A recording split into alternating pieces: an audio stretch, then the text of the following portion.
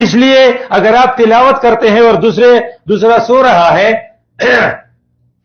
تو وہ جو ٹرین کا ڈرائیور اگر تلاوت کرنے لگے اور ایکسیڈنٹ کرے تو کون ذمہ دار ہوگا؟ ٹرین کے ڈرائیور کو تلاوت نہیں کرنی چاہیے نا، اس نے تو ٹرین چلانا ہے۔ اس لیے آپ کو ہر وقت یہ خیال ہے کہ دوسروں کی خوبیوں کو اپنے اندر جذب کرے۔ ہم تقریباً 200 تو اہم ہیں اور 100 تک یہ دوسرے لوگ آتے جاتے ہیں، تو 300 لوگوں کی خوبیاں اپنے اندر جذب کریں اور پھر جب وہاں جائیں اپنے اپنے گھروں میں تو پریکٹیکلی ہم ڈیمانسٹریٹ کریں کہ یہ خوبی میں وہاں سے لے کر آیا ہوں۔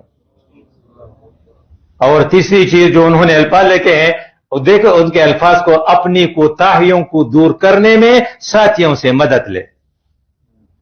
میرے اندر یہ کوتاہی ہے کہ میں بس چپ نہیں رہ سکتا۔ اب ہم یہاں مزے لینے کے لیے آئے ہیں، آپ کو پتہ ہے، مزہ لینے کے لیے۔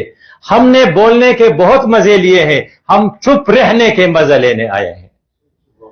ہم اجتماعیت میں بہت رہے ہیں، ہم تنہائیت میں رہنے کا مزہ لینے کے لیے آئے ہیں۔ ہم نے نیندیں بہت کی ہے، ہم جاگے رہنے کے مزہ لینے کے لیے آئے ہیں۔ ہم نے گانے بہت کہے ہیں، ہم فاقے کے مزہ لینے کے لیے یہاں آئے ہیں۔ ہم نے لوگوں کو سنایا بہت ہے، ہم سننے کے مزہ لینے کے لیے آئے ہیں۔ جب آپ یہ ٹارگٹ کریں گے نا کہ ہم مزہ لیں گے یہاں سے، تو پھر پریکٹیکلی آپ کی تربیت ہو جائے گی۔ اور انہوں نے یہ بھی کہا ہے، اس دوران دنیاوی مشغولیتوں سے منقطع ہو۔ آپ فون بھی نہیں کریں، میں یہاں سے فون کرو اپنے مریض کو، جی اس کو ڈرپ لگاؤ، اس کا TLC کتنا ہے، اس کو یہ اینٹی بایوٹک دو اور اس کو خوب چارج کرو۔ یہ کر سکتا ہے نا؟ چارج ہم ہیویلی، شمشول کا چارج ہم ہیویلی، یہ کہہ سکتے ہیں؟ یہ آپ نہیں کریں گے، یہ اس کے روح کے خلاف ہے، کیونکہ وہ تبتل الیہ تبتیلا، سب سے کٹ کر، سب سے ہٹ کر تیرے مسجد کو جبینوں سے سجایا ہم نے اور تیرے قرآن کو سینوں سے لگایا ہم نے۔ بنبناہٹ کی آواز آنی چاہیے۔ مکے کی گلیوں میں، مدینہ کے گلیوں میں کیا ہوتا تھا؟ لوگ تلاوت کرتے تھے گھروں میں، گلیوں میں آواز آتی تھی شہد کی، مکی کی بنبناہٹ کی طرح۔ یہاں بھی ایسی آواز آنی چاہیے۔ اس لیے انہوں نے ایک اور الفاظ، اپنی فکر توبہ پر مرکوز رکھے، توبہ پر مرکوز رکھے۔ اس لیے ہم یہاں سے کیا لے کر جانا چاہتے ہیں؟ عید کا دن جب ہم جائیں گے انشاءاللہ تو عید کی رات ہوگی، اور عید کی رات کے بعد عید کا دن ہوگا، اور عید کے دن پر جب لوگ مسجد میں جائیں گے عیدگاہ، تو اللہ جاننے کے باوجود فرشتوں سے پوچھے گا کہ یہ لوگ کیا کرنے آئے ہیں، اور فرشتے اسے بتائیں گے یہ تیرے بندے ہیں، روزے انہوں نے رکھے، رات کا قیام انہوں نے کیا، اب تجھ سے اپنے گناہ معاف کرانے کے لیے آئے ہیں عیدگاہ میں۔ تو اللہ کے الفاظ حدیث میں سے ہیں، قوموا مغفورا لکم، ان سے کہہ دو بخشے بخشائے چلے جاؤ۔ اب یہی ٹارگٹ ہے نا، بخشے بخشائے چلے جاؤ۔ اس لیے ہمارا ارادہ ہے کہ ہم یہاں گناہ کا کام بالکل نہیں کریں گے، لیکن شیطان ہمارے پیچھے پڑا ہے۔ وہ کیسے؟ وہ ہمیں آپس میں گفتگو میں مشغول رکھنا چاہتا ہے، حال احوال پوچھنے۔ تو بزرگ نے کہا کہ حال احوال پوچھنے صرف نام شام تک محدود رہیے، اور تفصیلات کے بعد اس کو بتا دیں کہ تفصیلات عید کے بعد انشاءاللہ۔ اس لیے ہماری گفتگو دو وقت ہمارے لیے بہت اہم ہے، اور الحمدللہ اس اعتکاف میں نے وہ ڈفرنس دیکھا۔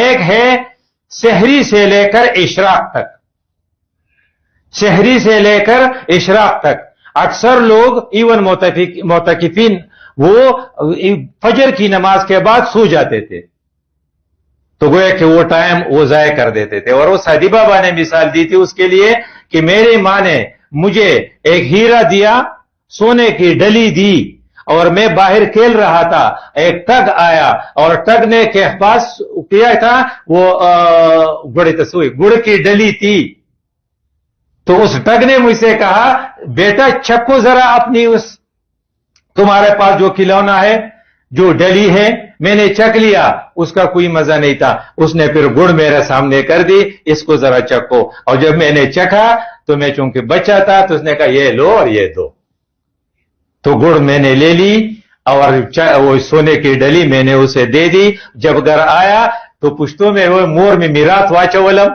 मेरी मां मुझे कोसती रही कि देखो बेवकूफ तुमने सोने की डली दे दी। तो जो लोग सोते हैं वो गुड़ खाते हैं और जो जागते हैं वो सोने की डली ले लेते हैं, ये कोई मुश्किल काम नहीं है। और असर से लेकर असर की नमाज के बाद इफ्तारी तक ये वक्त बहुत अहम है। लिस्साइम फरहताने, इस साइम के लिए दो खुशियां हैं, फरहतुन इंद फित्री ही, वो जो इफ्तार करता है वही फरहत, वो फरहतुन इंद लिकाए रब्बिही, और जब अल्लाह से मिलेगा। इसलिए हमारी दुआ है कि इस फरहत के साथ साथ हमें अल्लाह से मुलाकात की फरहत नसीब हो, उसके लिए आप मुतवज्जे होंगे। इसलिए अगर सारे डिस्कशन इधर उधर चल रहे हैं तो इसका मतलब यह है कि हम गाफिल हैं और शैतान ने हमें सलाम कलाम में, इसलिए मौलाना के अल्फाज को आप देखें, ये चूंकि उसके अल्फाज हैं तो आपको बड़ा मजा आएगा। हम यहां पर इकट्ठे रह रहे हैं तो उसने लिखा है मैं गिरता नजर आऊं तो आप दौड़कर मुझे संभालें, यहां का प्रोटोकॉल यह होगा, मैं गिरता नजर आऊं तो बुखारी साहब आकर मुझे संभाले। और फिर आगे कहते हैं आप लग़ज़श कर रहे हो, आप लग़ज़श कर रहे हो, मैं अजीजुर रहमान भाई को कह रहा हूं आप लग़ज़श कर रहे हो, तो फिर मैं क्या करूं, तो मैं बढ़कर आपका हाथ थाम लूं, ये उनके अल्फाज है ना, मैं बढ़कर आपके हाथ थाम लूं। इसे इधर उधर आप सोचे कि कोई गिर रहा है मैं थाम लूं, मैं गिर रहा हूं वो मुझे थाम ले, यह है अखुवत और मोहब्बत। आगे कहते हैं मेरी दामन पर धब्बा नजर आए तो आप इसे साफ कर लें। मैं बोल रहा था, मेरे मुंह से गाली भी निकल गई, मैं गीबत कर रहा था, तो ये धब्बा है ना मेरे, तो आपने मेरे धब्बे को धोना है ना। यहां एक बुजुर्ग थे, इस दपनी आए, यहां मजाफात के रहने वाले थे, सफेद सा चेहरा था, उसने मेरी टोपी मेरे सर से ले ली। मैंने कहा ये इसने क्या किया, और थोड़ी देर के बाद बाहर जाकर वो अच्छी तरह धोकर मुझे वापस दे दी, उसने साफ कर दी। तो ये अल्फाज उसने कहीं देखे होंगे कि आप मेरी दामन पर धब्बा नजर आए तो आप इसे साफ कर ले, और आपका दामन आलूदा हूं, आपका दाना आलूदा हो तो मैं आके इसे पाक कर दूं। इसलिए हमें मोहब्बत और रफाकत की ये मजलिस, और फिर उन्होंने कहा जिस चीज में मेरी फलाह आप महसूस कर रहे हो उसे मुझ तक पहुंचा दे।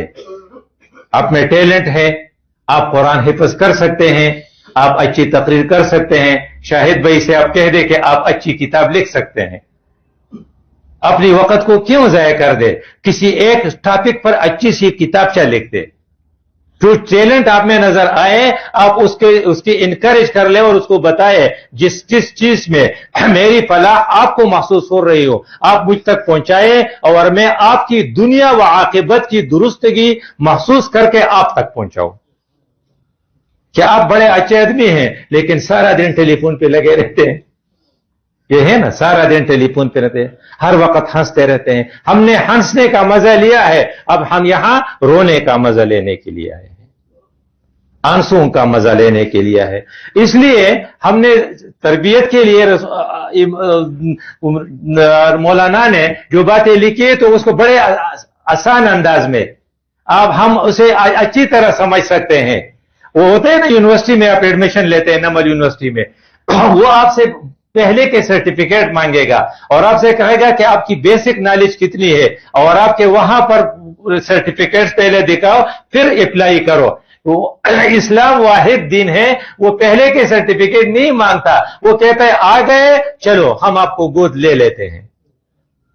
तो जब आप आ गए, आपको उन्होंने गोद लिया, तो फिर आपको 3 बेसिक बताते हैं कि आपने या ये यहां जाना है या यहां, इसको लेफ्ट हैंड ड्राइव, इसको right hand drive. Left hand drive यह है कि आपने गैर इस्लामी तहजीब को अपनाना है तो आपने 3 काम करने हैं। आपके अकीदे में 3 बातें होंगी। नंबर 1 यह है कि मैं जिम्मेदार नहीं हूं, मुझसे पूछने वाला कोई नहीं है, मेरी जिस्म, आगे आप कह दें मेरी मर्जी, इसको कहते हैं सेकुलर। سیکولر لوگوں کی یہی ہے کہ ہم سے پوچھنے والا کوئی نہیں ہے. اجتماعی لائف میں ہم بالکل آزاد ہے. ہم شیطان کو اپنا سربراہ بنا دے, رحمان کو سربراہ بنا دے, یہ ہم آزاد ہے, اس کو سیکولر کہتے ہیں. دوسری چیز اگر یہ نہیں ہے تو ہم یہ کہیں کہ ہم نے اپنی قوم کو جتوانا ہے. ہم پٹھان ہیں, ہم نے پٹھانوں کو جتوانا ہے. ہم پنجابی ہے تو جاٹ پنجابی جاٹ, اس کو کیا کہتے ہیں؟ نیشنلزم. اور یہ کام شیطان نے کیا تھا. پہلے دن آدم کے خلاف اس نے کون سی دلیل پیش کی تھی؟ خلقتنی من نار وخلقتہ من طین. میرا باپ دادا اس سے اونچا ہے, وہ اوپر کی طرف جا رہا ہے. نار جو ہے آگ اوپر کی طرف جا رہا ہے اور مٹی نیچے کی طرف. میں اس کو کیوں سجدہ کروں؟ تو قوم پرستی. اور تیسری چیز یہ ہے کہ میجارٹی از اتھارٹی. ہم ووٹ دیتے ہیں جس معاملے میں لوگوں نے جس کو ووٹ دیا وہ ہمارا حاکم ہوگا. اس کو کہتے ہیں جمہوری حکومت یا جمہوری حاکمیت. یہ تین جو ہے یہ تین شیطان کے راستے.